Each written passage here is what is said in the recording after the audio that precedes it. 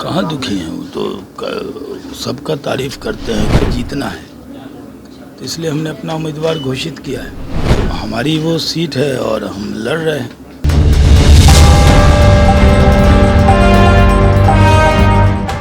नमस्कार, आप डीटीवी भारत देख रहे हैं। मैं हूं आपके साथ निषेध ठाकुर। इन दिनों बिहार एनडीए गठबंधन में कुछ भी ठीक नहीं चल रहा है, क्योंकि गठबंधन की दो सहयोगी पार्टी बीजेपी और वीआईपी आमने सामने हैं।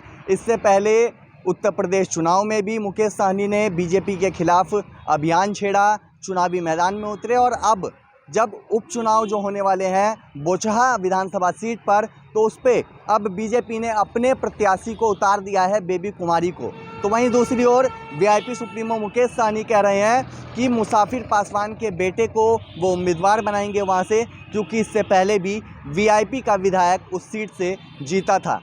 अब इसको लेकर के बिहार सरकार के उद्योग मंत्री हैं शाहनवाज हुसैन, उन्होंने एक बड़ा बयान दिया है और उन्होंने कहा है कि बोचहा सीट हमारी है और हम उस सीट पर अपने उम्मीदवार को उतारे हैं और वहां से चुनाव जीतेंगे भी। क्या कुछ कह रहे हैं सैयद शाहनवाज हुसैन, आप पूरा बयान सुनिए। शाहनवाज जी ठीक ठाक हो पाएंगे? बहुत दुखी हैं, परेशान है बीजेपी से। कहाँ दुखी हैं वो तो सबका तारीफ करते हैं, कभी लालू जी का भी करते हैं, राबड़ी जी का, तेजस्वी जी का, हम लोगों का भी करते हैं, नीतीश जी का भी करते हैं। और हमारी वो सीट है और हम लड़ रहे हैं। वो जो गठबंधन हुआ था वो जेडीयू और बीजेपी के बीच में हुआ था।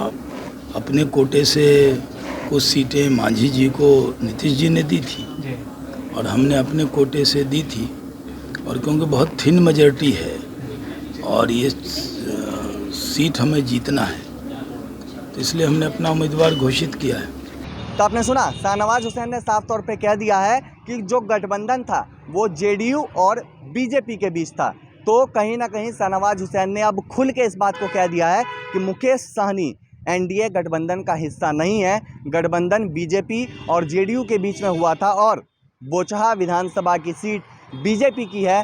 बीजेपी उस पर चुनाव लड़ेगी और जीतेगी भी, क्योंकि वो सीट बीजेपी के लिए काफ़ी महत्वपूर्ण है। इस बात को कहा है बिहार सरकार के उद्योग मंत्री सैयद शाहनवाज हुसैन ने। अब देखना होगा कि आखिर बोचहा विधानसभा सीट पे जो उपचुनाव होने वाले हैं उस पे वीआईपी अपने उम्मीदवार को उतारती है तो क्या उसको जीत मिलती है, या फिर बीजेपी की ओर से बेबी कुमारी उस सीट को फतह हासिल करती है।